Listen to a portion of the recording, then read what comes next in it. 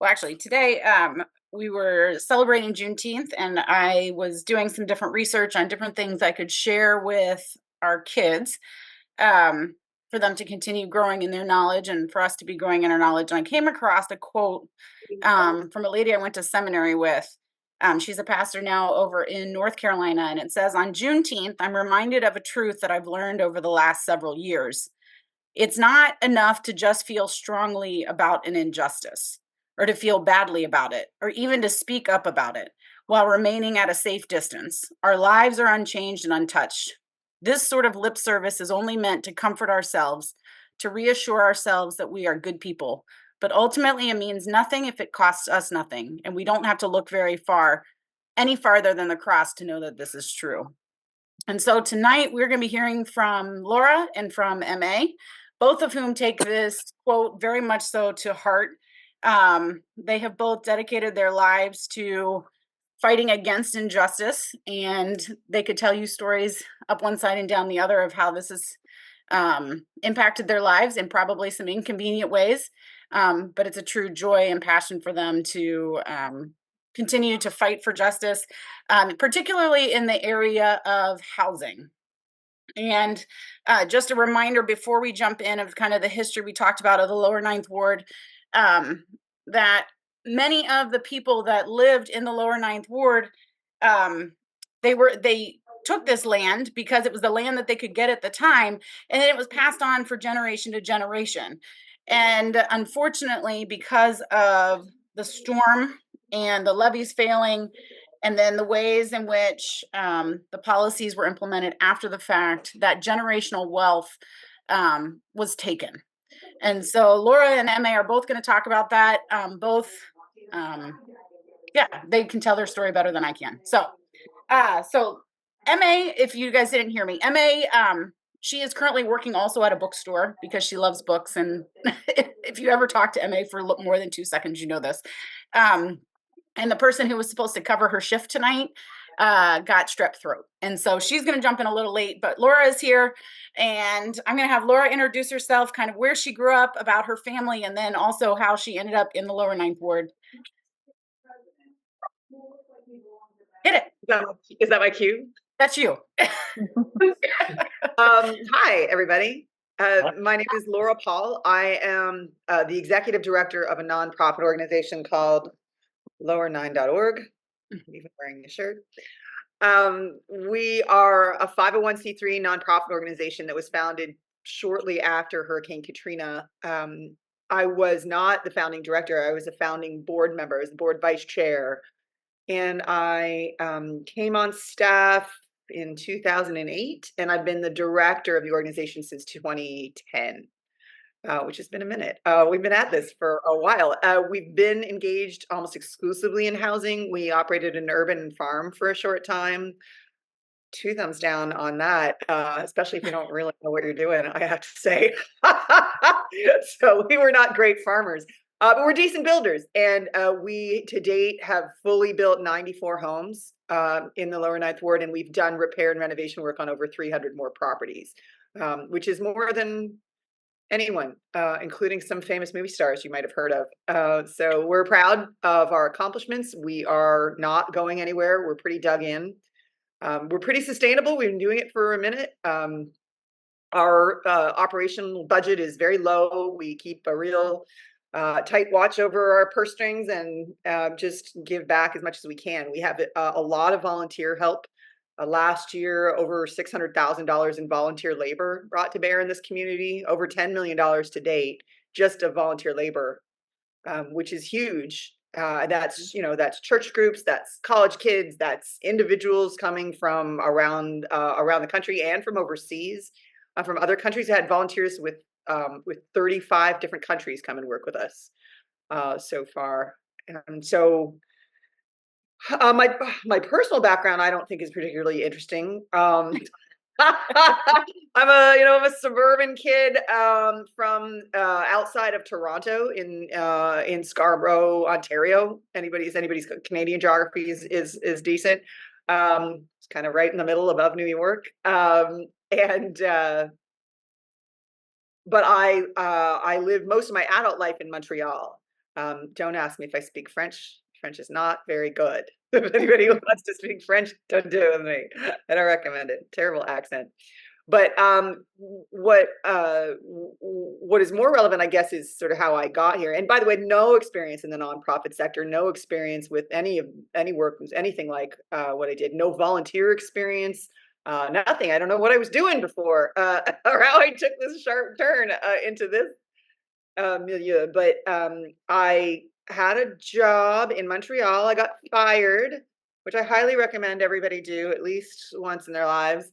And I took my severance pay and I flew to Florida, where I had an aunt who lived there. I took my miniature dachshund, Miles, and I got on a plane and I flew to Florida. And then I rented a car and I was going to drive across the country. It was super self-indulgent, find myself a road trip. I was going to drop the car back off in California and then fly home. New Orleans is as far as I got. I never left. Here we are, almost 20 years later. It'll be 20 years, by the way, and I don't know how much your background is or how much you've been looking at this event about Katrina, but it'll be 20 years next August. So that'll be 2 decades I'm Wow.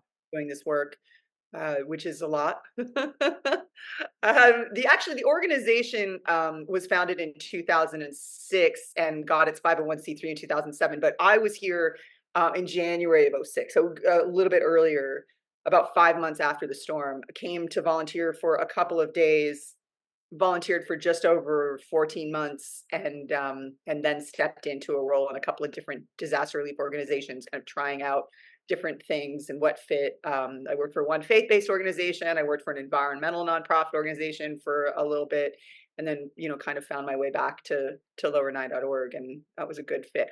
I like this community a lot. It really speaks to me. The pre-storm demographics of the lower Ninth Ward were 98.1% Black.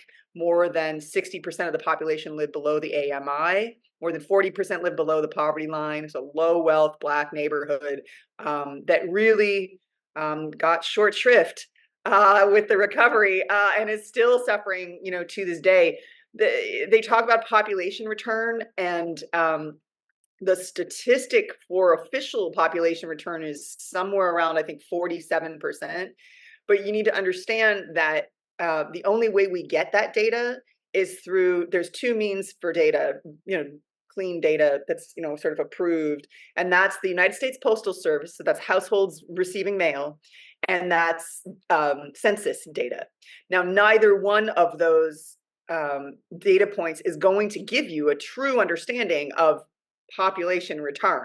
Neither of those entities are going to be asking you where you lived 20 years ago. So I get counted as part of the population return of the lower Ninth Ward. And what I would very much like to do is get real good data on how many people actually have been able to return home that lived here prior to Katrina, what we call legacy residents of the lower Ninth Ward. And if I had to make an educated guess, it's a pretty educated guess, because I spend a fair amount of time thinking about this stuff, and I know a fair amount of the residents here. I would say true population return today is probably about 25%. Wow. And that's a staggeringly low number. Yeah, and there are a lot I would of say that's pretty accurate. Yeah. Because if we look at Betsy in '65, when a similar storm hit the lower Ninth Ward, everybody was completely wiped out. What would you say? Probably 80% of those people came back, at least, if not higher. And so I got to say, that's not my expertise. I'm not that familiar with Betsy. I know it was a pretty significant event. I will tell you, Hurricane Katrina was the biggest catastrophe in the United States for the better part of a century. Right. So it was a more serious event in terms of loss of life, property damage, things of that nature. But Betsy was obviously it was a pretty significant event too. I don't know that much about population. I know it was a lot higher for sure. I've asked one of the ladies who's going to be on with us next week, grew up in the neighborhood and experienced Betsy with her family, and they came back. And so we can ask her that next week. Cynthia's going to be on next week. Oh, nice. Can I join you guys? Of course. You're more than welcome. That would be awesome. I would love to do that. If nobody objects, and you can have that conversation without me. No. Without me in the room, that would be awkward. No, everybody is welcome. So how did lower9.org? So I told them before that there were probably 100 different nonprofits that came in right after the storm. And now how many do you think there are left? Like 5? Well, I'm not sure about I'm not sure about either of those numbers. I'm not Yeah. sure about 100. So it depends what you're talking about. It depends on whether you're talking about, first response organizations who are working all over the Gulf Coast, whether you're talking about New Orleans based or Louisiana based No, organizations, just lower you ninth know. ward. So the lower ninth ward, I wasn't here right off the bat. I can't speak Mhm. to who was here very early on because I didn't get to a lower ninth ward site until the end of 2006. So Okay. we were working, the organization that I volunteered with, we had a site in Araby, which is not far. It's that way, in case you're wondering Right. why I'm pointing. It's the community that's right next to us. Yeah, it is the next town over. So it'd be like you have to actually leave Orleans Parish. We're divided, the state of Louisiana is divided into parishes rather than into states. And Araby is the next parish over. It's the next small town. We're almost like we're divided, by the way, from all of the rest of the city of New Orleans by a body of water that was dredged in 1928 called the Inner Harbor Navigation Canal. Talk to a New Orleanian and want to talk about the Inner Harbor Navigation Canal, they will have no idea what you're talking about. It's called the Industrial Canal, colloquially. So actually, the Industrial Canal separates the Lower Ninth Ward from all of the rest of the city of New Orleans. We would almost be better thought of as a suburb of Greater Saint Bernard. Right. And we are very close, in very close proximity to Araby and its contiguous land. So there are very close neighbors. But I wasn't in this neighborhood, living and working in this neighborhood until the end of that year, until the end of 2006. We opened up a site on St. Claude. I lived in a little trailer on St. Claude Avenue right at the beginning of that year. But in terms of who was around really early on, and people jumped in and out too. I remember when we left the site that I originally worked at, another nonprofit moved in to that building. So it's been it's fluctuated a little bit. Who's still here? Who was here back then? Yeah, there are very few organizations that have been here the entire time, been here for a long time. So, And we're what would still. speak to your longevity then? And the fact that you're still doing it, you still have the reputation that you guys have in the community, that you're still working with to fight for legacy residents, all of the things that are really fighting for equity. What would you say is kind of that key to that success? I have an amazing staff. We've had some changeover over the years. I've been here pretty consistently. I have my kind of right hand guy who does field work, which is to say the residential construction stuff. His name is Darren McKinney. I defy you to find a person in the lower ninth ward who doesn't know him, by name, by face. So I think that helps us a lot, just because it establishes some kind of trust. I will say that the trust relationship is a tough one, and not easily won. I do think that we're in a position now where we have a lot of trust, but it was hard fought. I'm a white girl from Canada, running a nonprofit organization in a predominantly Black neighborhood, working for almost exclusively Black clients. And at every turn, those people have been taken advantage of and treated poorly by people who look like me. And especially when you step into the field of sort of, to bring it to this, germane to this conversation, when you step into the field of sort of like, we'd like to help you recover from a disaster. What's wrong with your house? What needs to be done here? What you have to keep in mind is that we're not the first folks to ask that question. We're just the first folks who are actually going to do something about it. So Right. for years, people have been questioned and had to fill out paperwork and had to jump through hoops and had to, debase themselves for all manner of different, programs or, people. And at the end of the day, they haven't been, a lot of them have not been successful, have not been, or not well recovered, in any way. I remember years ago, my office was right around the corner from one of our work sites, and I was going to say his name. That would be terrible. But anyway, my project manager at the time was a young girl, probably 10 years my junior, and I feel protective over my staff, and I kind of think that's my responsibility. And she came back from this work site. She had gone to speak to the client. She came back in tears, and I had already heard that the client was kind of difficult and demanding and not very kind, and so, but I saw red. You can't make one of my staff people cry. I ran around the corner and I wound up in a kind of confrontation is a big word, but I wound up in a conversation with him where I was like, you can't, you can't treat people this way. These people are here, doing this work in your house for free. I need you to be more respectful. And he said, well, you don't understand. It's like this. And then he started naming all of the different organizations and entities that he had to get involved with in order to try and facilitate his, successful recovery. And he started throwing out names like FEMA and the Army Corps of Engineers and the Road Home program. And we can get into the minutia of all of that. But I at once wanted to establish that we were not those folks, but also had to acknowledge that we looked like those folks and said and did a lot of the same things, in terms of sort of being there and saying, we're here to help. He didn't have a great deal of trust in that narrative. We had to really work hard to convince him. And over the years, we've had people who are varying degrees of sort of trusting of us, but we do have a fairly good reputation at this point, and that helps a lot. If you just keep your head down and work really, really hard for a really, really long time, eventually that will do you some good. Not all good in the world, but some. And so I think that's all I'm really interested in doing. The organization is not really interested in tooting its own horn or taking a bow for anything or really doing much in that regard at all. We're just really about the service. Mhm. I don't think I So, answered the question. I think I went off on some crazy tangent. no, you answered exactly. You answered exactly. A lot of what Oh, we've been talking about over the last couple of weeks is really just bringing what you have and then jumping in, because at some point you are going to mess it up. You're going to step on toes. You're going to end up in a conversation which you did with that gentleman. But at the same time, like, yes, you need to do it humbly, but at the same time, you also have to do something. You can't just keep sitting back scared that it's going to happen, because it's going to.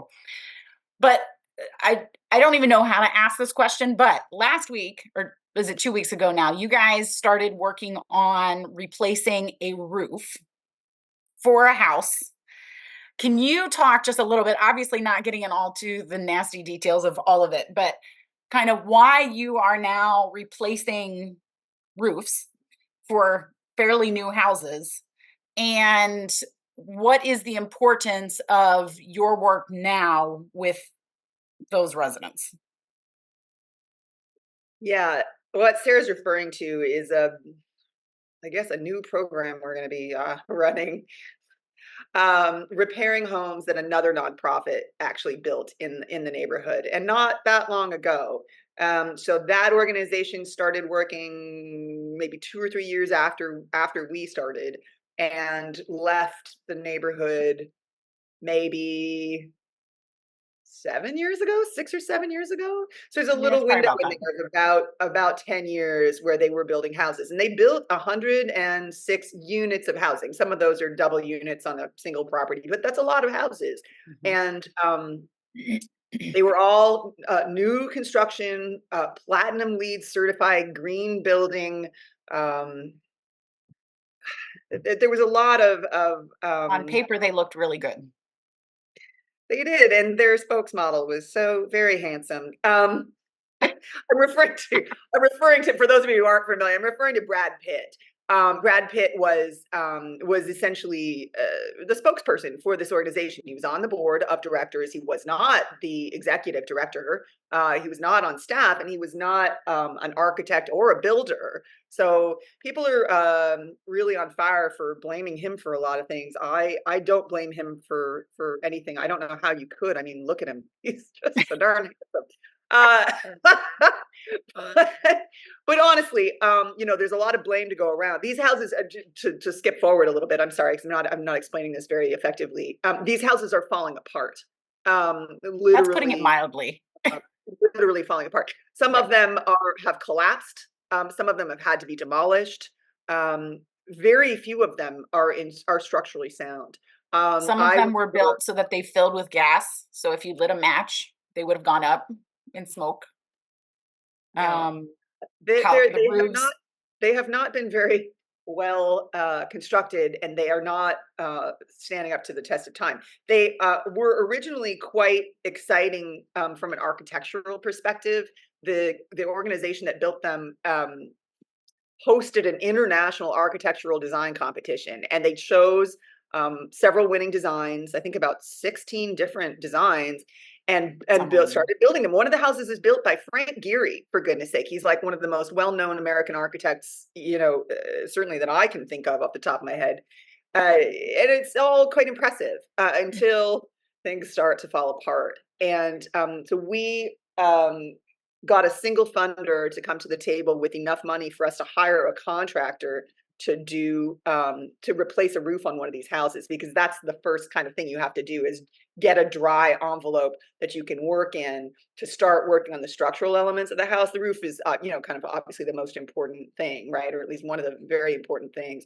So we do tons of roofing, lots of roofing, especially after a hurricane, but we can't work with this type of roof. The types of roofs that they put on a lot of these houses are actually flat roofs, something called bitumen, which is not smart in our climate, it has to be said. I think that one of the things that was unfortunate about this program and this project was that they didn't consider the climate here, and they made some pretty significant errors in design and build on these structures, as we can see by the Which way would that be which would be horrendous for an average person. But when you're talking about a group of people who lost everything in a storm and then were forced to sell their property to them in order to move forward in the neighborhood, they've now, it just has compounded upon compounded upon compounded. You were talking about how the one gentleman had worked with how many different organizations to even begin the rebuilding process. But you're not just talking about like they didn't build this house properly, they didn't pay attention to the climate. It's everything was stripped bare, and then in addition to. right. Yeah, it's been really disheartening to see. And by the way, for me, as a leader of a nonprofit organization that struggles to find funding, and struggles to keep the doors open, that organization raised and spent $100 million in the time that they were operational, and we couldn't spend that money at our current operating budget if we were open forever. We could have put, with our square footage cost to build, we could have put a house on every lot in the neighborhood, and then some, almost two houses on every lot in the neighborhood, And uh, done properly. and built them, more successfully for sure. So it's a shame that this is happening. I got to tell you, I went and looked at a house that a family is living in right now, and I'm going to recommend to them that they get out of the house. I don't think they should be living in it. I don't think it's safe. I don't think it's structurally sound. I know it's not safe. I know it's not structurally sound. And there are kids running around, and that house is, going to fall down around their ears. And And the it's going to make, houses are only 10 to 15 years old. We're not talking right. Yeah, that's old. really important to keep in mind. Yeah. And so, Not everybody knows how to build. well, I was going to say, and unfortunately, so that's one of those stories that we hear often. And even, Matt and I have experienced in our home. Our home wasn't built by this particular nonprofit. It was built by another nonprofit after the last time the Super Bowl was here in town. They got lots of money raised by the Saints players coming down and helping to build our home. But in the time that we've been here, our subfloor has completely fallen through. The beams that run under our houses all have to be elevated because of the storm, completely rotted through, both by our front door as well as by our refrigerator. Our front porch, we've had to replace twice. The side of our house, in the last year, we have a porch that runs down the side of our house. We had to, they didn't put the pylons in properly, and so we had to raise the side of our house. The cost on that is astronomical, and our air conditioning went and completely died. And that's all within less than, our house is less than 10 years old. And so when you look at being able, you're talking about housing equity and how do we make sure that people have a place to live, a place to call home, a place to raise their kids, a place that they have safety so that they can go to work and can be a part of a neighborhood and be a part of a community. To go back to the quote, it's not just enough to feel bad, and it's not just enough to throw a little bit of something at it. Um, because those are real people in real people's lives who, yeah, we've been fortunate that we could figure out how to cover those costs. But there are a lot of people who can't. And when they move into a brand new home, they were promised a certain set of things.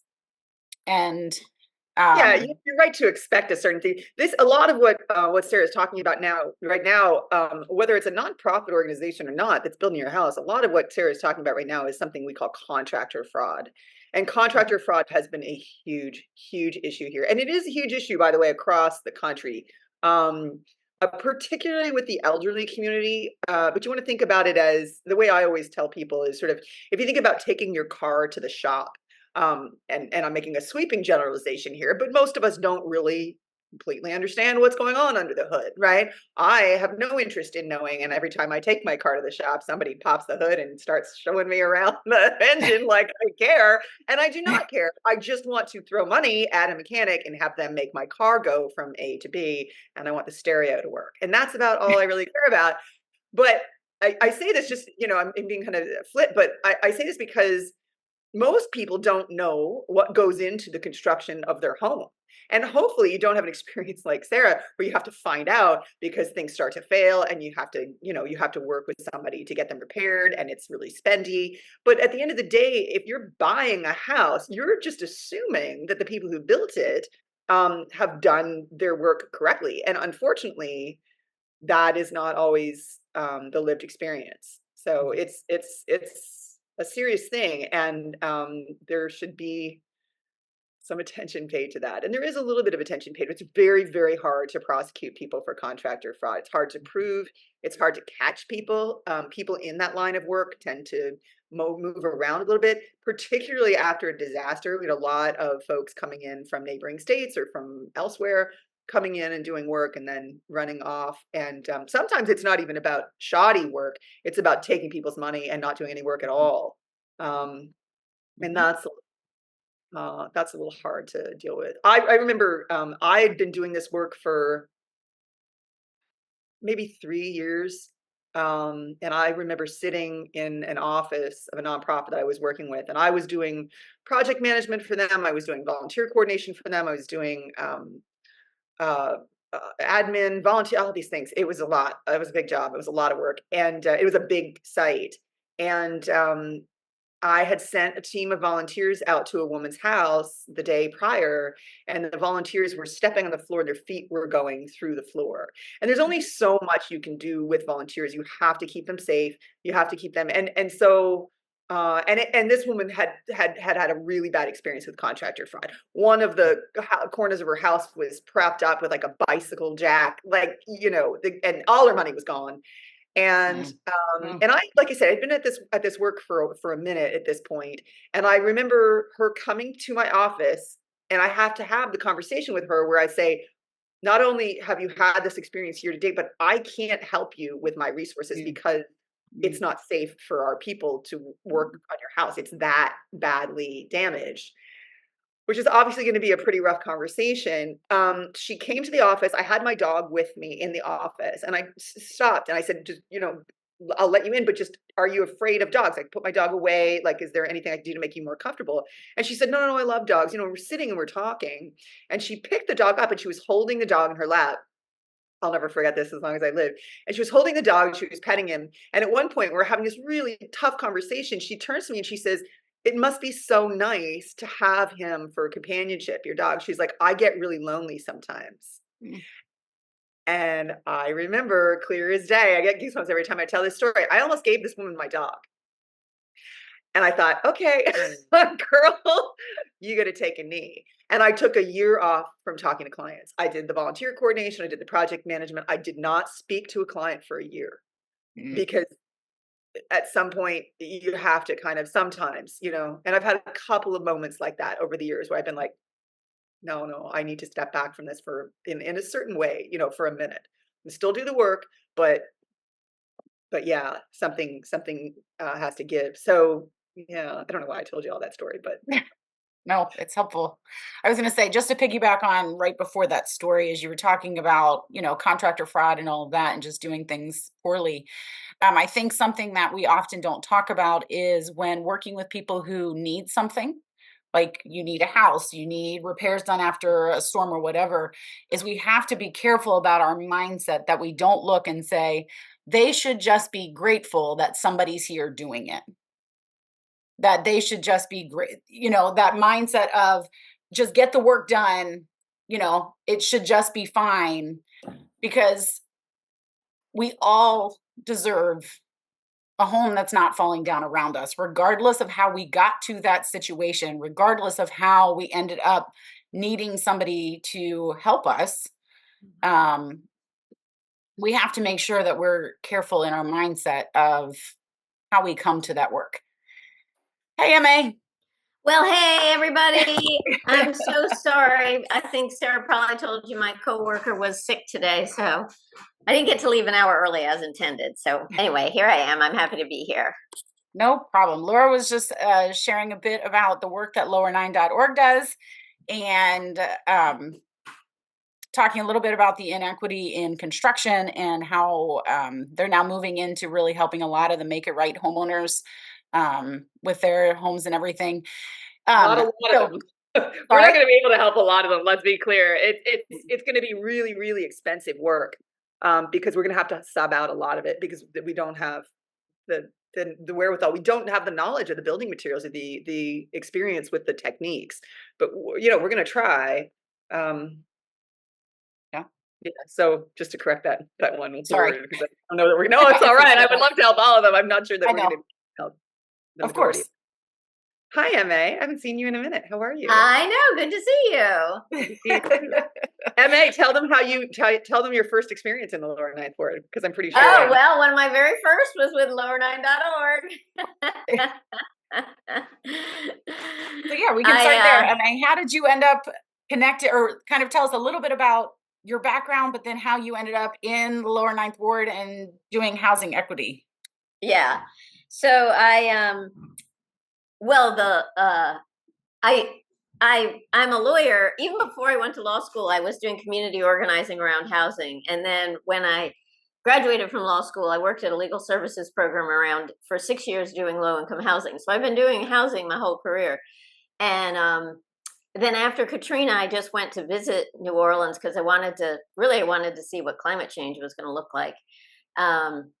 And even on that first 6 months after Katrina, already I fell in love with the people in New Orleans. Just the welcome that people gave you when they had nothing, right? They're still sharing with you. It was just amazing. And so then a year later, I joined a Unitarian church back home in DC. And right after I joined the church, we did our first volunteer trip to New Orleans. And I ended up going on a bunch of those trips. And after a while, we started working with lower9.org. So we did a number of trips where we were working with Laura and providing the unskilled labor. Some people had skills. And the thing I really liked about lower9.org was you had to commit to like a week, and they would train you, and you would do one thing, like I did mudding. Other people would do drywall, and then I would do the mudding. And that's one of the reasons we chose them, because you could actually do something effective. If you want to build houses, then you want to be there more than a day. Like, there's other things you can do for shorter times. But the thing is to make sure that what you're doing is effective. So that worked out great for us. And we had my church, they were multi-generational trips. So it was planned between the social justice department and the youth department. So that was really fun. So after I had been obsessed with, volunteering in New Orleans for 3 or 4 years, we just decided it made more sense to move to New Orleans and continue spending all my time obsessed with New Orleans in even more effective way. So, I by that time we had we definitely started focusing our trips on the Lower Ninth Ward because of the equity issues. The I don't know if Laura gave you some of the statistics, but before Hurricane Katrina, the Lower Ninth Ward was like 98% African American, and 98.1, Emma. 98.1. There we go. Thank you. I knew you'd correct And that was me. on the record until this last census. That's right. And the home ownership rate, what was the home ownership rate? Like 69% or something like that? One of the highest. It was one of the highest 50. rates of Black home ownership in the nation. Exactly. But it was 59%, and I only know that because of the grants you made me write. That's right, 59%. I taught you that. You definitely did. That's right. But then the return rate was like, when I started doing it, like 5 years out, the return rate was like 18% or something like that. And it was just like, I couldn't get over that. You know, the 59% home ownership rate and the 18% return rate. I just couldn't, you know, it was so stark, so much worse than the rest of the city. I think you probably did about 16% of that drywall too. That's right, exactly. It would have been fewer, that's right, without our drywall. Anyway, so that's how I ended up in the Lower Ninth Ward, and I started working with, you know, I really wanted to make sure I was working with an organization that was already there, and I wanted to do the advocacy side with my background as a lawyer. And I started working with Linda Jackson, who started the Lower Ninth Ward Home Ownership Association, who's a neighborhood hero. And we started doing advocacy. One of the reasons the Lower Ninth Ward was so far behind was because the way the government program was structured, the formula for your grant was the cost to repair your house or the market value of your house before the storm, whichever was less. And that meant if you lived in a neighborhood where market values were low, like the Lower Ninth Ward, because it was a low income Black neighborhood, you got less. And the other thing about the Lower Ninth Ward was the cost to repair was the highest. So the gap between cost to repair and what your grant was huge. And so we worked to change those government policies. To give an example, correct me either of you on the numbers, but if I remember correctly, it was like people were getting $30,000 loans or grants, sorry, but it was like 100 to 150,000 to rebuild. Is that right? Is that accurate? I would say pretty good. Yeah.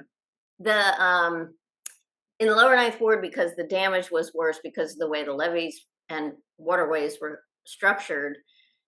Frequently, the cost to repair was $199,000.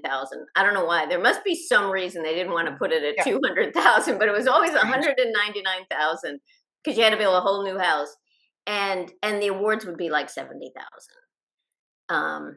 So yeah, there was no way you could do it, and that meant that the money you did get, you just spent on housing yourself while you didn't have a house, and then that just caused further problems down the road.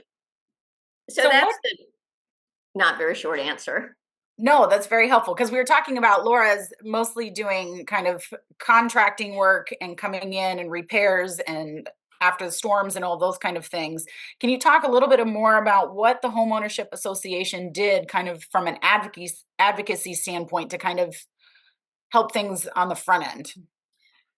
So the program was called Road Home. And, you know, there was a lot of money there to rebuild houses. And so we started out just, you know, working with individual homeowners to try to make sure they got the money they were entitled to. And some people we were able to help just because, you know, they made mistakes. You know, they got the square footage of the house wrong or something like that. And that would mean when they calculated your award, it was too low because it was based on square footage.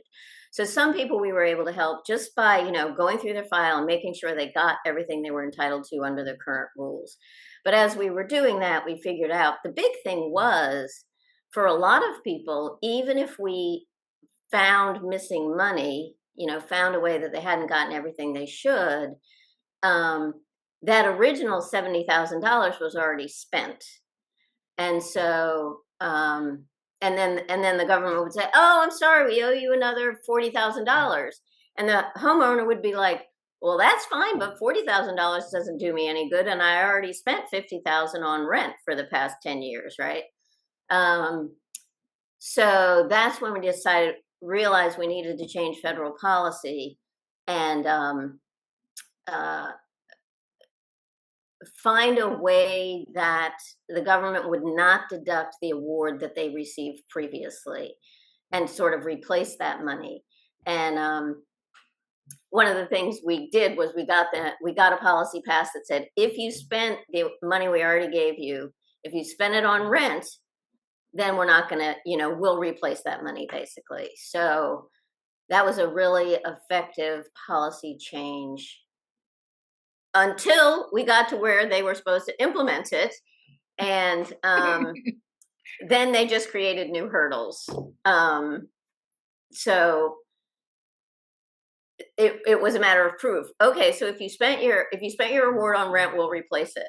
But then it wasn't if you spend it on rent. It was if you could prove to us, to our satisfaction, that you spend it on rent, then we'll replace it. And virtually no one could do that because they said, you have to have this long paper trail, and we're going to require basically not a sliver of a doubt. Their basic presumption was basically you're lying, right? Nothing you tell us is acceptable evidence. You're lying. Unless you can give us a paper trail, we don't believe that you actually spent that money on rent. So that was the next wrinkle, and that one was much harder to get around, frankly. So again, not a very short answer. But bureaucracy is incredibly, incredibly hard to navigate. I would say, MA, myself, like if you're going to do a sliding scale of like who's able to navigate, because I have a hard time with that kind of thing. And, MA is really great with this. And I used to call her all the time, be like, MA, I can't, please, for the love of somebody help me with this, whatever it is, some piece of paperwork, whatever. But, on the other sort of going further toward, the end of the spectrum would be, I remember years ago, somebody walking into my office and saying, can you replace my roof? And I was like, oh, yeah. Right. Division of labor, right? But wait, so this is the story. He says to me, he says, yeah, I need my roof replaced. I said, oh, okay. I said, what's wrong with it? He goes, what do you mean? And I said, well, it's leaking, right? Your roof is leaking. Where is it leaking? Or are you looking at it from the outside and you can see structural damage? Nope. Okay, well, where is it? Is it raining inside your house? Like, this is typically when people get to us, it's pretty serious. He said, no, I'm not having any problems. I said, why would you think you need a new roof? Oh, my insurance company told me they're going to cancel my policy. And we don't even want to get into a conversation about insurance. They're going to cancel my policy unless I replace my roof. And I said, it doesn't sound right. Even back then, and this is going back about a decade, insurance companies were looking for reasons to cancel people's policies. And I said, I need you to go get me anything you have in terms of paperwork. And MA knows how much I hate paperwork. Like, go get me anything that supports what you're telling me right now. Like, I said, it doesn't sound to me because as it turned out, he had replaced his roof in like 2009. And this was like 2016 or something. I don't know. I'm bad with timing, but it was something along that order.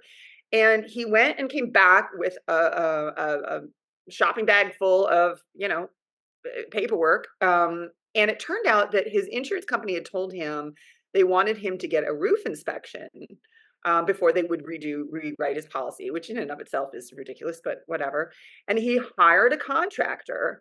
And the contractor had their form and he was filling it out and he was checking boxes. And the whole thing was kind of, in my opinion, designed to encourage this type of error. It was, let's talk about the roof now. Is the roof fine? Yes, no. So yes, the roof is fine. Are you sure the roof is fine? Yes. Is the roof really fine though? Yes. And then it was like, but is the roof a complete mess? Yes. You know what I mean? And then continuing on with, like, obviously I'm paraphrasing, but basically this guy just checked the boxes, that were indicative to him of the roof being structurally sound.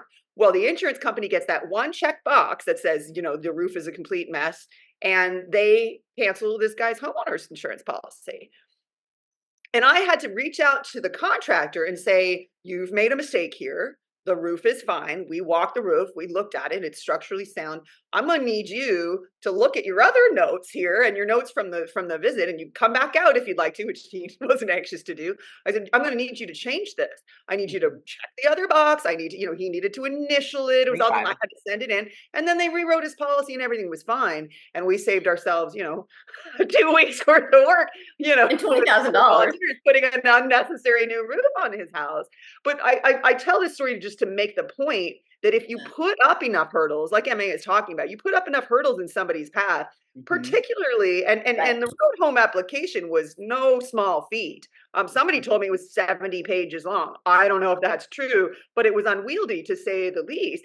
And so if you put that in somebody's path, particularly somebody who has just gone through a catastrophic event like Katrina, loss of life, just under 2,000 lives lost, the majority of those here in this community, right? Put a 70-page document in the hands of somebody in a neighborhood that had a 60% high school dropout rate.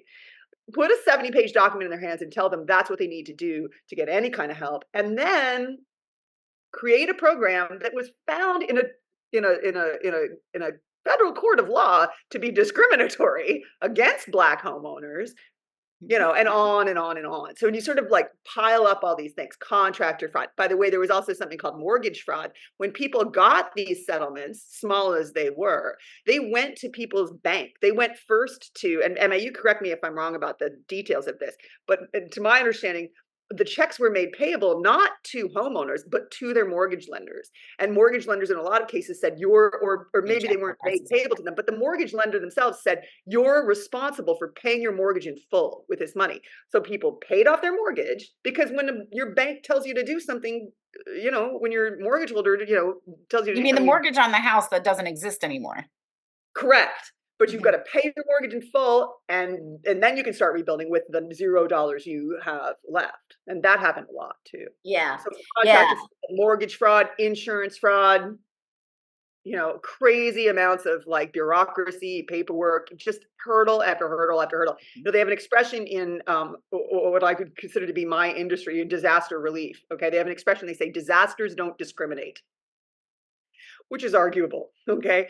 But when a major American city, when 80% of a major American city floods, that's a kind of a non-discriminatory, that's some, there's some significant levee breaches, over 50 levee breaches around the city. That's everywhere, that's everyone. We can agree that that's, not maybe as discriminatory as other things are. But what we say is disasters don't discriminate, but recoveries absolutely do. Yeah, exactly. And you could try all day to convince me that the recovery of this community and all of the hurdles that were put up in the past of people recovering here had something to do with something other than institutionalized racism in this country. But you have a tough argument on your hands. Yeah. I'm here to tell you that I firmly believe that these things were done intentionally. And I have been told by people who are in positions to know that there were closed door meetings between people in positions of power and authority after Katrina. And people sat down and said, what do we want the returning population of this city to look like? Who do we want to make it easy for, and who do we want to make it difficult for? And I have no problem believing that to be true. Yeah. And sometimes to me, there's also a way where even if it's like neglect instead of intent, I'm not disagreeing with you. I think that's, I hear you. But like with the levees, with the levees around the lower Ninth Ward were the way the waterways were structured around the lower Ninth Ward was much left it much more vulnerable. And again, it's a Black neighborhood, so we're going to leave it more vulnerable. Even if that wasn't done intentionally, the fact that they let it go on for so long and never repaired it, and it's basically that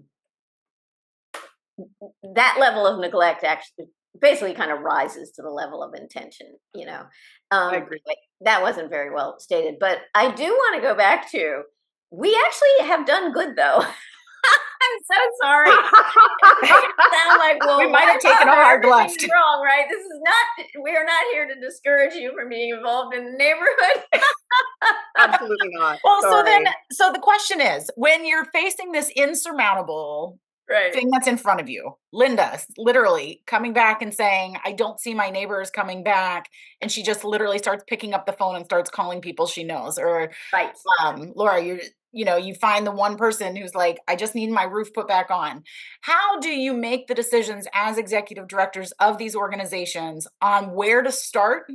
And then also, how do you know then when to shift directions? Because both of you have not just stuck with what happened in 2006 or in 2009. There were different changes and paths and all the different things. Like, how did you guys make those decisions? So, twofold question. Well, to me, it's just being on the ground. Like the first thing you do is just listen. What are the problems people are For having? years. For Yes. years. Yeah. Exactly. And then We try to definitely figure had that out, conversation. and then, yeah, like early on, um, having conversations with people in the neighborhood, and like Laura was, doing a great job getting volunteers in, but the homeowners didn't have the money for materials. So that is why we started focusing on the Road Home program. It was the money that was the missing piece, right? If we could, and Laura and I did work together on cases where she provided the volunteers and we came up with the money. And so it's sort of like, what is the missing piece? So that's why we started focusing on the Road Home program, because there were tens of millions of dollars sitting there in the government coffers. So let's find a way to get that money to the homeowners. And it was through the individual cases that we were able to figure out why the money wasn't getting to them. And that's when we layered on the policy work, because each time you're doing something at the ground level, you sort of figure out what is the next thing that needs to be done. And then in terms of how the work evolved, the next thing, once people were in the homes, we had to keep them there. And so we were finding a couple of challenges. One was issues regarding title. There's a lot of inherited property in the lower ninth ward, and there was a lot of title issues. So helping people clear up their title was one. And then the other was our local real property tax assessor was like, he was overvaluing properties for assessment purposes, and he wasn't allowing people to appeal their assessments, and he wasn't honoring the exemption of elderly people. And so we started taking individual cases regarding tax assessments. That was sort of the next wave of cases we did when Road Home, when we sort of closed down our work with Road Home. Then we saw all our same people coming back to us and saying, well, now I might lose my house because of the tax assessor. And so that's why we switched our work to that. And she helped us, Matt and I, not lose our home this year. She called us. That's true. What, like 3 days after my surgery? Sarah, did you know that your taxes have gone through the roof, and they've done this assessment and it's 3 times the amount that it used to be? And MA is still doing this work, even though she's not the executive director. You're still doing all of it. Yeah, last year I looked up all my old clients in the tax assessor when the new assessments came out, and I called all the ones, my clients and friends. And yeah, so. How about you, Laura? How have you guys kind of shifted and changed and kind of gone? Well, I'm not sure that we have. Well, that's not completely true. We started a new program during COVID, but it had nothing to do with housing. We took 9 months off. No one, took home a paycheck. We weren't able to work with volunteers because there were no people coming here, which is a lot of, what we rely on. Although we found out we could actually coordinate local volunteers, which wasn't something we had tried to do in the past. I got bored. I was sitting at home. For some reason, got invited to a city task force call on food security, and food security has always been kind of dear to my heart. The first organization that I worked with was primarily a feeding organization. We were doing like 2,200 meals a day out of a parking lot in St. Bernard Parish. So we started up a food security program, and now we have a brick and mortar food pantry. We've been doing that for a long time. So that's like kind of an auxiliary program. The Make It Right stuff is kind of a little bit of a new thing for us. Subcontractors is not something we normally do, and it's a lot more expensive, and it's not us doing the work. I don't love it as much, but I think there's a place where we need to step into that role because we have been here for so long. Um, as I mentioned, we stopped doing urban farming because we were not good at it. But I honestly think one of our strengths is just the fact that we have been keeping our head down and doing the same kind of work for as long as we have. So we're known as the folks that do this specific thing, and that's what we do. We just, if your roof goes off, we'll come put a new roof on your house. That's what we do. I don't need it to be a lot more complicated than that. I do think that eventually we'll step outside of our very narrow sort of client profile, and it won't just be about legacy homeowners anymore. It'll be, and we've already done it a little bit, sort of, by hook or by crook. Like an elderly homeowner will pass away, and we will rebuild their house for their family, for their son or daughter or whatever it is. And we've done that a few times. So, I think we'll step outside of those lines a little bit more, but we probably won't ever work for people who don't fit into the original demographics of this community. So if you were a first-time home buyer, or if you were interested in a home and you wanted to rebuild some structure that was here that wasn't in very good shape, we would probably help you with that if you kind of were in line with the original demographic. I don't know how to say that any other way than to say, if you're a low wealth Black family, we'll help you out. Probably not going to step outside of that too much. I have had people call me and tell me, I just moved into the neighborhood. I bought an historic home in Holy Cross. Can you help me rebuild it? And it's some, white person from California who bought a $200,000 house. And I'm like, I can't even believe you're calling me. And I have to sort of say, like, absolutely not. That's not what we do. I'm sorry. I don't really think it's appropriate for you to be calling a nonprofit organization. Maybe, I could give you a list of contractors that we trust that you might work with. We probably won't, we won't make any major shifts to our mission likely anytime soon. Although I think a lot of that, even for both of you, trust has really been key, and not just with homeowners in the neighborhood, but also with other organizations that, if, like Laura, you said, like, I had an issue with paperwork and somebody was having this complication, and I called MA, and MA, like, somebody needed repairs on their home, and it's a legacy homeowner who we helped with their title, and we helped them get back in with road home, and you called Laura. And I think that, for me anyway, when I think of the two of you and the work that you guys have both done in this community, like, that's what stands out to me, that you're both women that have earned that trust. And like Laura, you said, like, you're not apologetic about what you do, but that's what's caused the longevity and the and people to trust what you guys are doing, and so that they know they can come and get what they needed. Before I have them give their words of wisdom, does anybody have any questions or comments or thoughts about what they're saying? I really liked last week. Everybody was so engaged last week and had so many things to say, and I don't know where we're going to be this week, but I would love to hear about the words of wisdom part. Is that me? I'm worried about that. Not sure about any of that. So please, somebody else speak, for goodness sake. Questions? What came up? Sarah, I have a question. Can you hear me? Yep. Did I understand you earlier to say that when this was all starting, people had to sell their property to get into this situation and have new homes?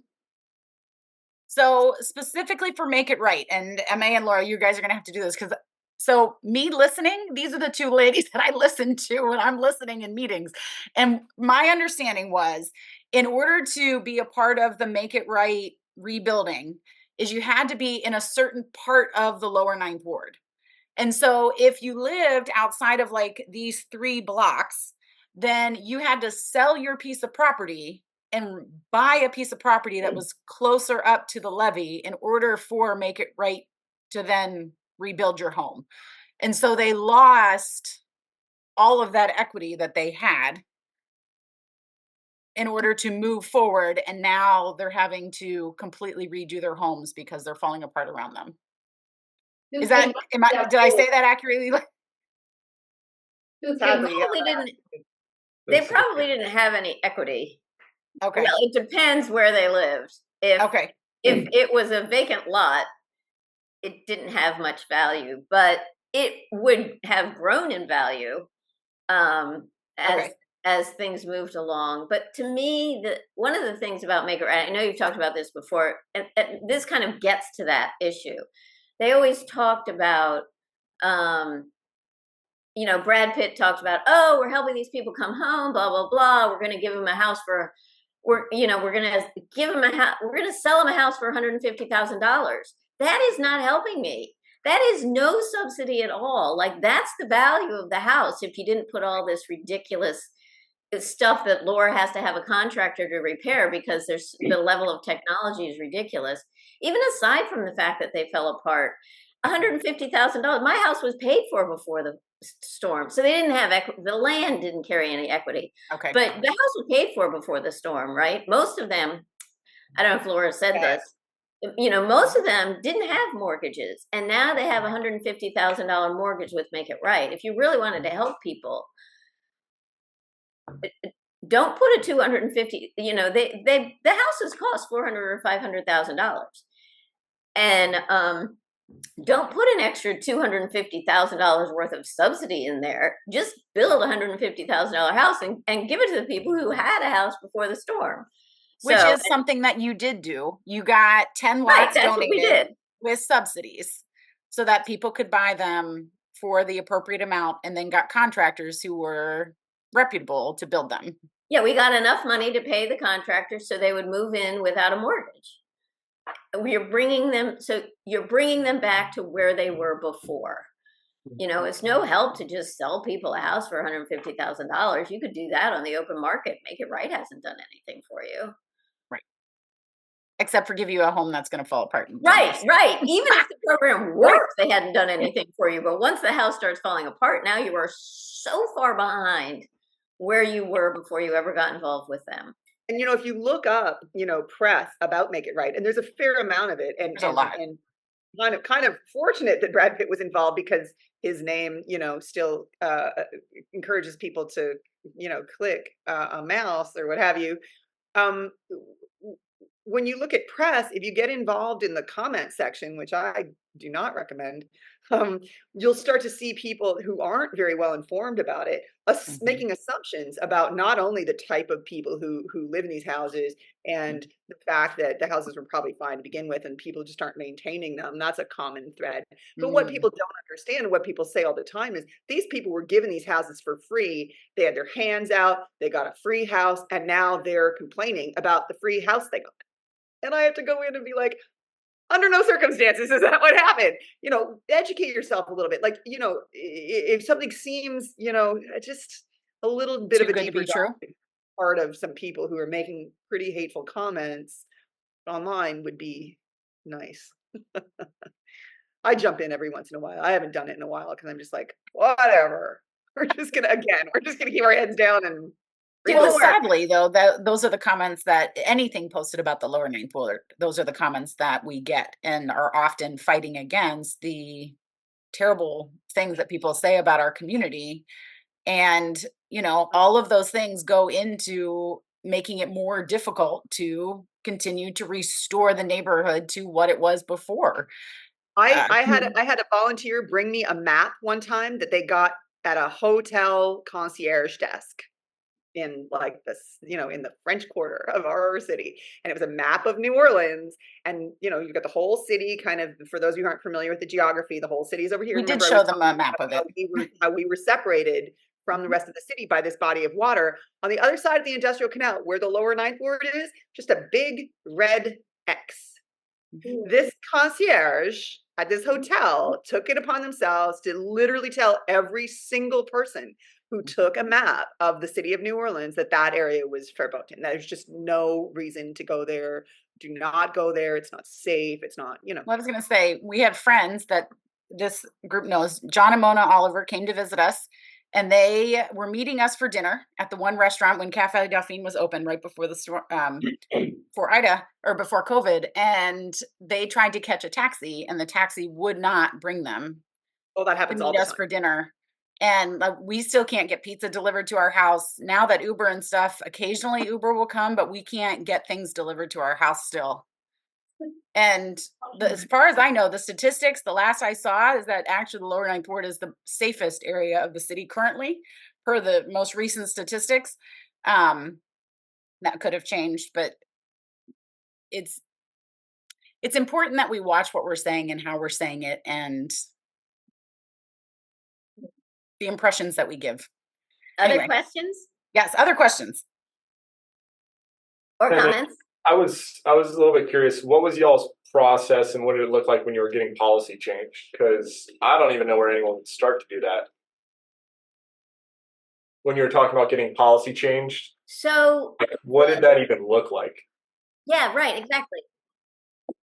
So the Road Home program was a joint state federal program.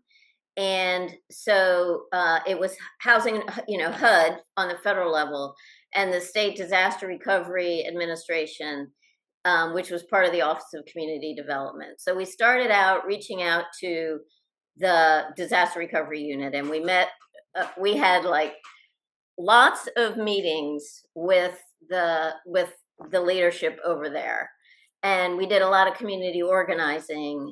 There's a group called Greater New Orleans Housing Alliance, and we worked closely with them. And then also, just getting people from the neighborhood to come to meetings and stuff like that.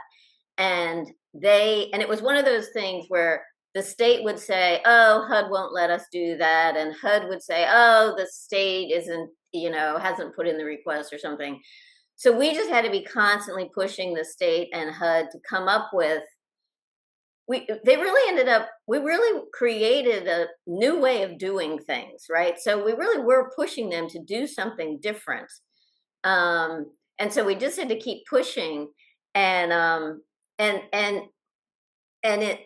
and then at some point you have to just go have a protest in front of the federal office building, right? So we just a bunch of older women from the community, and we had we just had music playing, and we had signs and marches and all of that stuff, and lo and behold, a week later we finally got the policy approved. So that was the Press coverage is a huge press. thing. It's all about the press. And everybody responds to that because everybody wants to get reelected. Exactly. And we did have we do have some good reporters. But it really is, well, what Linda Jackson, like I said, who started the organization, one day she and I were sitting on my front porch, and I was like, and we were saying, this needs to be different. The government needs to be doing this differently. And they're not going to do it. And finally we looked at each other and we said, well, I guess that's where we come in. And we were like that is the role of citizens. If the government isn't doing what they're supposed to do, then it's up to us to make them. And that's what we did. But it's also pathetic because so one day we were sitting in a meeting with Pat Forbes right after we got these policies passed, and he said, I love this line. He says, I call them the MA action plan amendments. So that was a great moment for me, right? So the action plan amendments were when the policy was finally passed. They were called action plan amendments. He said, I call them the MA action plan amendments. I was like, that's awesome. And I was like, that is pathetic. You are just admitting that you would never have done this thing to help the people in the neighborhood if we hadn't been pushing you, right? So that's a terrible thing for him to admit. But it's a really important thing for us to know, like that actually is how it happens. But I think something, Ben, that MA, when you sit in meetings, you're sitting there listening for all of the things, and you begin to put all of the pieces together. It's not that you ran in and went guns blazing and were like, do. It's you were sitting and you were listening, and then you were asking the questions, and it took time. But I think we talked about this a little bit last week, is that information is often hidden and is weaponized. And the more that you can get yourself in the door, or find somebody who can get themselves in the door, or partner with somebody, or make that phone call, or keep digging and keep seeing, like, whose name do I keep seeing on these documents, or who's always on the news talking about this, and then you begin to wiggle it out. you don't just look at it one day and go, oh, I know exactly how to fix all of this and I know exactly who to call, and they're just going to listen and they're going to make the MA action amendments because I called them. It takes time and process and listening and, putting the pieces together and being willing to listen. And I think that's something you both have talked about a couple times now, is the listening piece.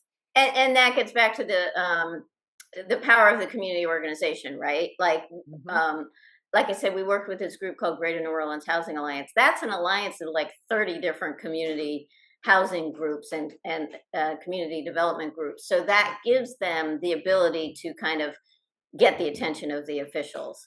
So that's an important piece of it. And yes, you like, we had the policies sort of figured out with the government agencies before we started doing the marches to say, just get those things approved.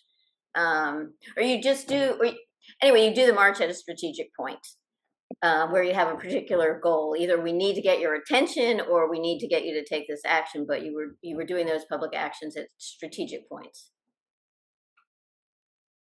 That's really helpful. Thank you. Yeah, good question. The organization that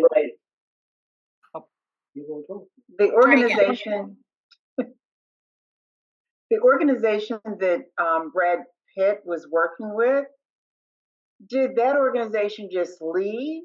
So therefore you could not get them to come and do the repairs that needed to be done? Yeah, they did some repairs. So I'll tell you, the first sort of major stumble that they had I mean, okay, there were stumbles before this, but let's just talk about construction for a second. The first major stumble that they had with their construction issues were that they refused to use pressure treated lumber.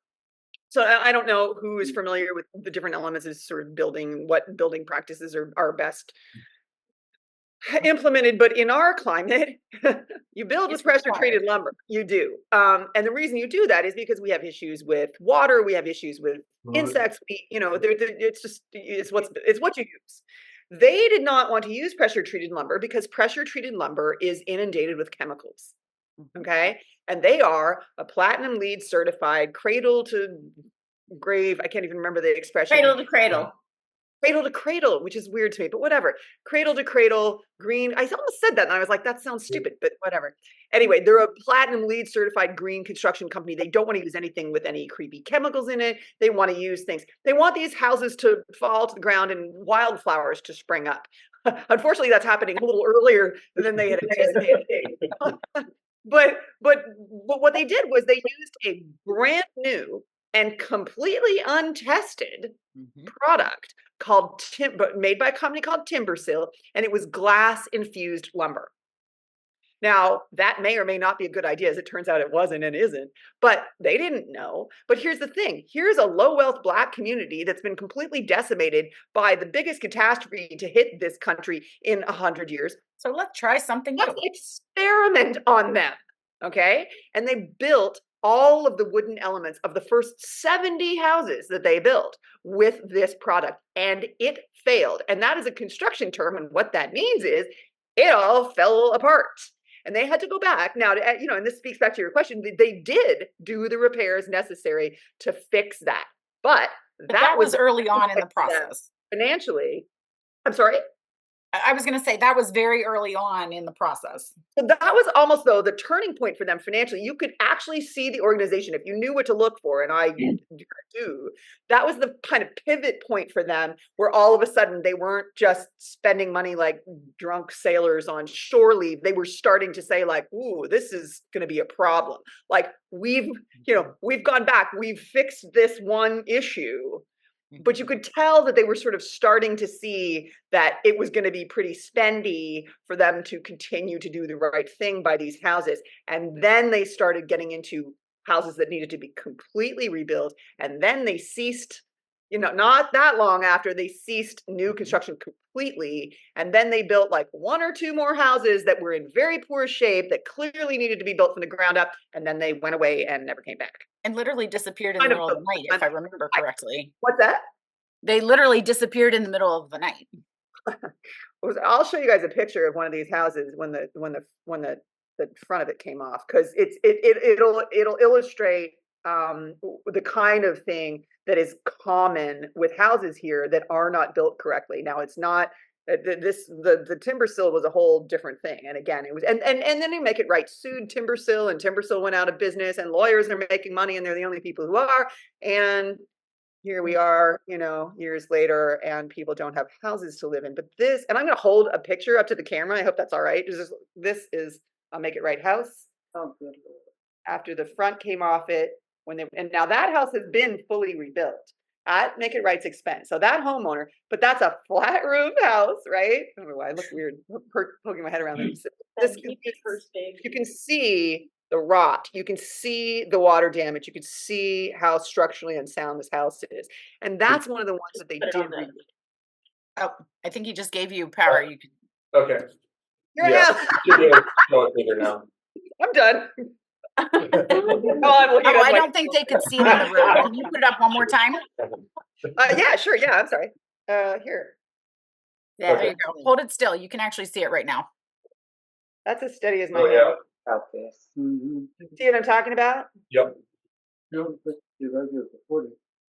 And that flat roof, that building, the house right behind it had the same flat roof, and it started to bow into the center, and the house was the roof was being held up by 2x4s, and that house had to be demolished. So that flat roof kind of type of structure, not successful. Really? It rains a lot here. You can't do that. Well, since Brad It's Pitt, smaller now, right? since Brad Pitt's name was associated with it, no one put like pressure on him to try to correct any of this. They did, but here's the thing, and I all due respect to Brad, I gotta say, like, again, super handsome, right?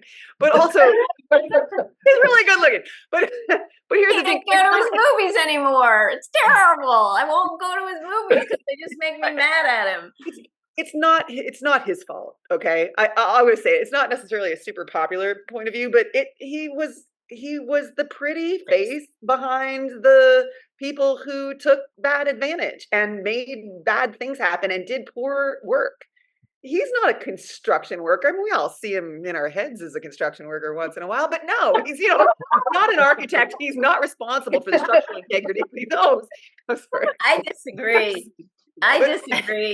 He's the one who set out this goal. We're going to have these architecturally crazy LEED platinum houses. We're not going to make it right for the people. We're going to have all these other things that are going to make me look good. And then when it goes bad, I'm going to walk away.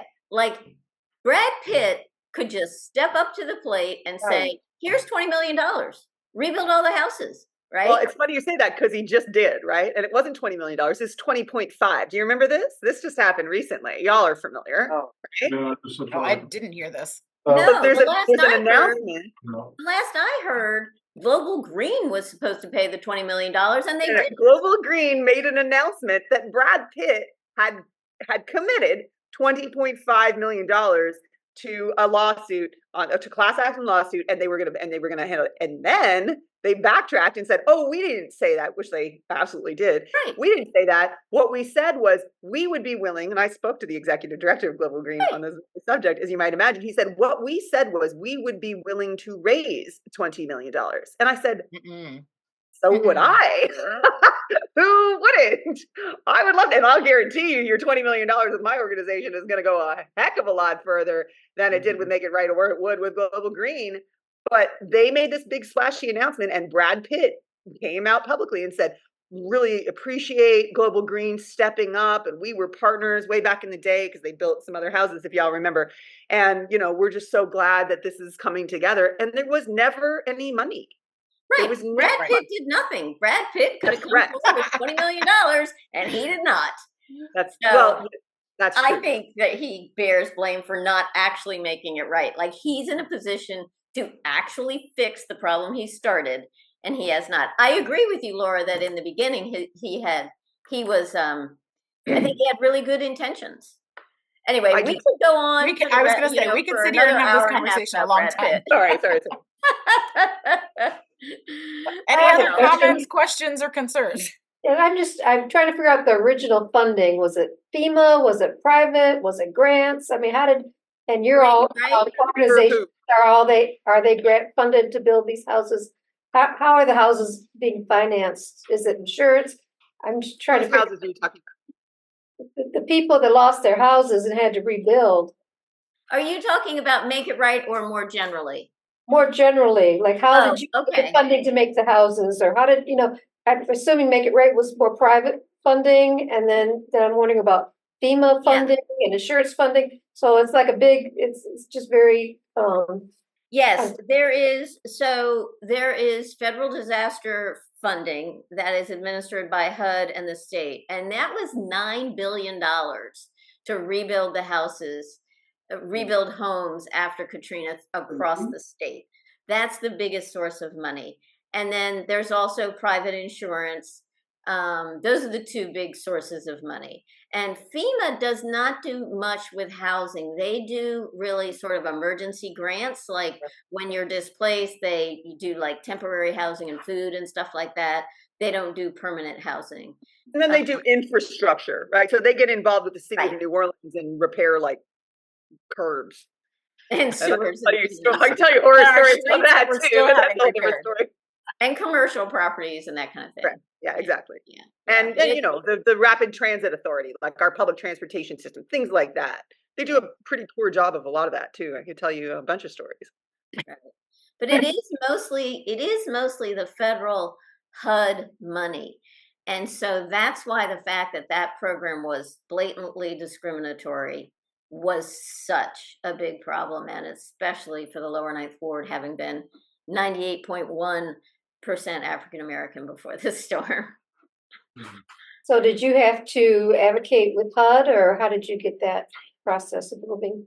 Right. So when we were doing individual cases, we were advocating with the State Department of Disaster Recovery Unit. Just case by case by case, we would represent individuals case by case by case. And then once we were trying to do the policy stuff, it was with the leadership of the Disaster Recovery Unit of the state and HUD. So we were advocating with the state and federal. Yeah. And we were just successful when people had 30% of the money they needed and making that work and building people's houses for 30% of what it should have cost. That's right. By your model, people didn't need as much money because they weren't hiring contractors. They were using volunteer labor. Yeah, right. and you guys not taking a cut. Like, I mean, lower9.org just operates on such a shoestring. So there's not. It's the materials, the free labor, and no overhead, basically, or very little overhead. Yeah. And currently, are you both funded through grants or through the government, or how do you pay your employees, or is it all volunteer? No, Lower Ninth Ward homeowners, I'm not there anymore, as Sarah said, but we get a lot of individual funding. A lot of like people who have volunteered over the years, people from my church back home, just like good people who care. We have a lot of individual donors. A lot of them are monthly donors. And then we get grants from foundations. And then we had this one federal grant through a local entity that sort of like the federal government gives the money to this local enterprise community partners, and then they help to fund other local organizations. So we had like different sources. That's ideally you have several different sources of funding, which made it so that when COVID hit and some of that funding did dry up, that the organization was still able to continue because the money was diversified from those different areas. Laura, how about you guys? Sarah was instrumental in all of it as our fundraiser. So the lower9.org is basically the same, except that we have this fun tradition of charging volunteers money. That's great. That's a revenue stream for us. We literally charge people money to work for us for free, which is until you're impressive. What's that? No, but that's like any mission trip that you guys have ever gone on, right? if we went with YWAM somewhere, we went up to Pittsburgh Project, like the kids paid money and that's where it's going. It's going Yeah. to do the work because they have to have money somehow. Well, and the way that I explain it to people is, listen, you're so dedicated to the idea of coming and performing service here. You're going to jump on a plane. You're going to stay in a hotel. You're going to eat out every night. You're going to do all these things that are, necessary for you to come and do the work. I would argue that supporting the organization you're doing the work with is something you should consider too. And we also have now a big, beautiful, but we've always had volunteer housing. And we've always fed our volunteers. So there's a cost associated with that. I'm not saying that we're, making money doing that, but we're paying some of our bills by doing that. So if a volunteer comes and stays in our volunteer housing, there's a cost associated with that. And then there's a project fee for groups, you pay $30 a person to work with us for a day or a week or 6 months or whatever, however long you want to stay. But that's one revenue stream that MA didn't mention that we have in our arsenal. So then we just, it's just individual donors. It's all the things.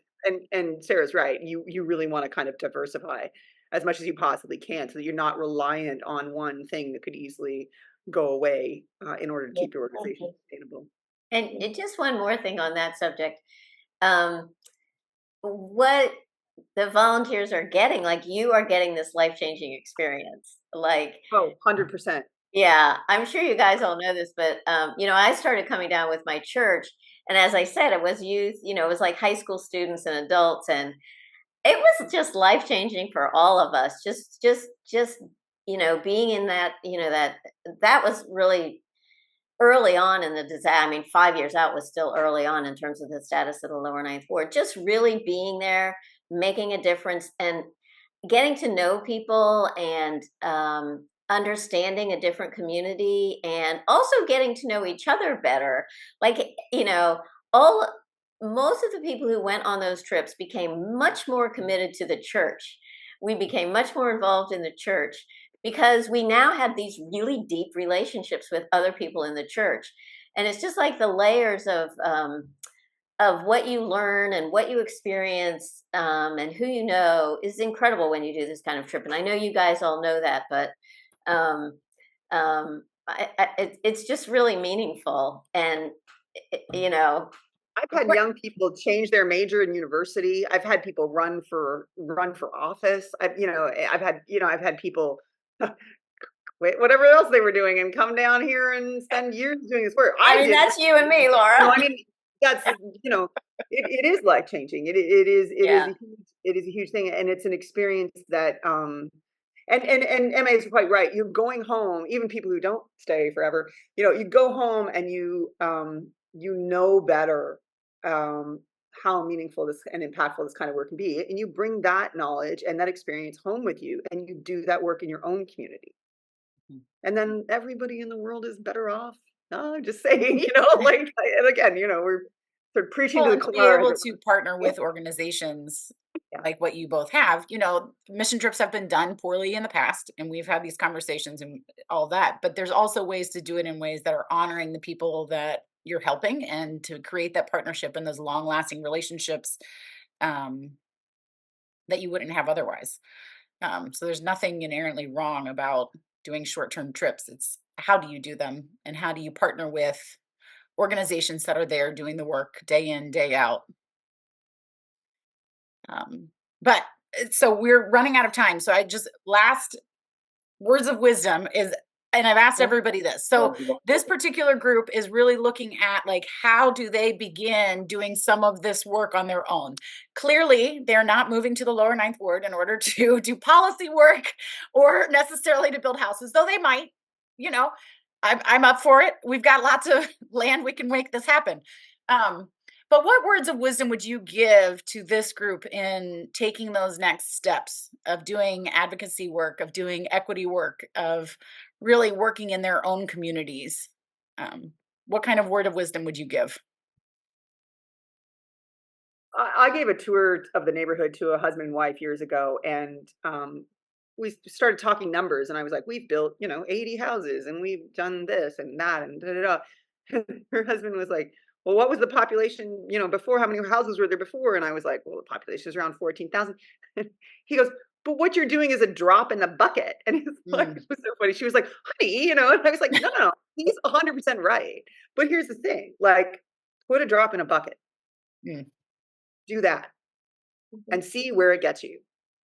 And see where it gets your community, and see how it impacts other people and how it encourages other people to do the same, and then see where we're all at.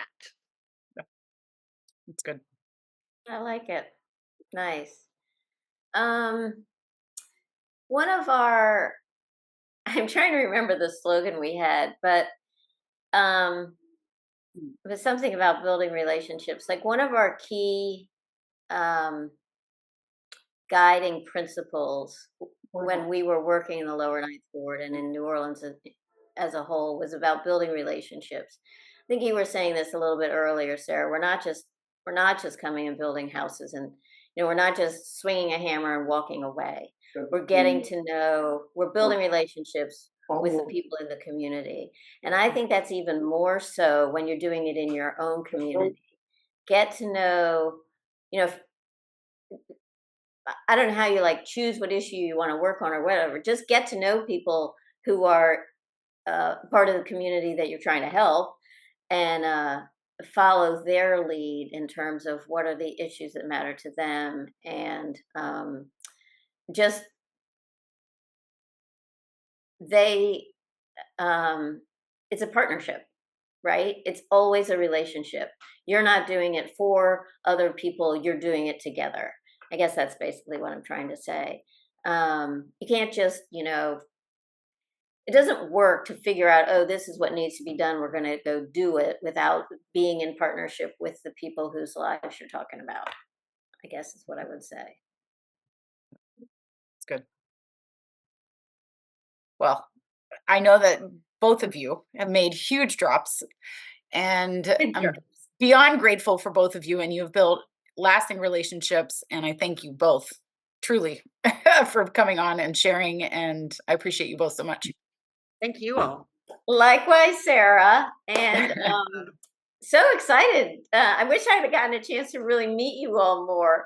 I would really love to know you guys. So if you ever do come to New Orleans again, let us know, and we would love to get to know you. And part of the curricula is to come here, is it not? That is part of the plan in October. Oh, good. Okay, well, let us know. Yeah. That'd be great. That's awesome. You guys all have to come. When is it in October? Do you have your dates? No, we're waiting for school calendars to be released because it's on our end when fall break is. Try and push for the first Wednesday of the month. The only reason I say that is because we have a community park on the first Wednesday of every month, and we're coming too. It's really great. So it's quite you all are more than welcome, and you're more than welcome at my home regardless. So whenever you come. Thank you.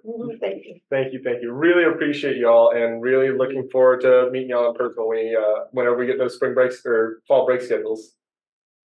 Awesome. Yeah. Thank you, guys. Does anybody want to close us in prayer? And if not, I am more than happy to. And I will send out information about both their organizations later on in the week, as well as if you want to find out more. And y'all are definitely welcome. I know that you said that you might want to come next week, so you're welcome to come next week if you want to come next week. Yeah, I think it's next week that Cynthia and Cindy Wynn are both going to be on. Oh, good. Yeah, I'd like to join you for that if possible. Yeah, of course. I'll send you the information. Cool. God, thank you so much for this day and this time. We thank you for Laura and MA, and we thank you for their endurance. This is not easy work, but you give us grace to keep going. We thank you for the wisdom that they shared that was hard won through experience. We thank you for the relationships that they've built, and the stories that they've been able to share with us tonight because of that. And may we learn and grow through this, that we might build relationships in our community, and we might do the long and slow work of adding another drop to the bucket, that we might fill it together. In your holy and precious name we pray. Amen. Amen. Thank you, guys. Thank you guys so much. Thanks so much. You. Thank y'all. That was awesome. Good night, everybody. Good night. Bye. Bye.